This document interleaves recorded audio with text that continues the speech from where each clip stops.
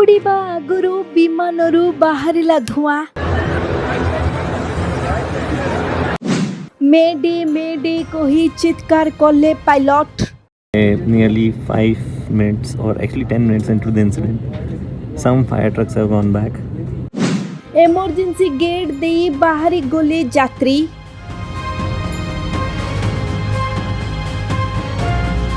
हाँ आज्ञा पुणी थरे विमान दुर्घटना। इंडिगो विमान रे धुआं देखा जिबा परे बेंगालुरु विमान बंदर रे जरूरीकालीन भित्तिरे यात्री को एमरजेंसी गेट दे बाहर को अणा जाइथिला। मंगलवार बेंगालुरु विमान बंदर रे एक इंडिगो विमान रे धुआं बाहरुथिबार देखिबाको मिलथिला, जाहाकु नेई आतंकित होई उठिथिले यात्री।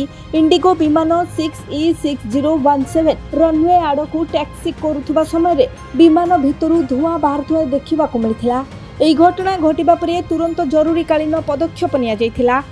यात्री एवं कर्मचारी को सुरक्षित भाव में विमान भितरु बाहर को कढ़ाइथिला। इंडिगो एयरलाइंस यह घटना को निश्चिंत करी कहिछि जे मे 26 तारिख मंगलवार बेंगालुरु ठारू चेन्नई अभिमुखे जाउथुवा विमान रनवे आड़कू टैक्सी करुथुवा समय विमान भितरु धुआं बाहरुथिबार देखा जाइथिला। पर सुरक्षागत दृष्टिकोणरू जरूरीकालीन भित्तिरे यथासंभव समस्त यात्री को विमान भितरु सुरक्षित भाव बाहर को अणा जाइथिला। एहा परे घटना संपर्क में विभागीय कर्तृपक्ष को अवगत करा जाइथिला। तेबे एही घटना परे समस्त यात्री एवं कर्मचारी सुरक्षित रहिथिबार कुहा जाउछि। इंडिगो एयरलाइंस पक्षरु कुहा जाइछि जे समस्त यात्री को टर्मिनाल आड़कू फेराई अणा जाइछि। सेमानकु आवश्यक सहायता मध्ये जोगाई दिया जाइछि।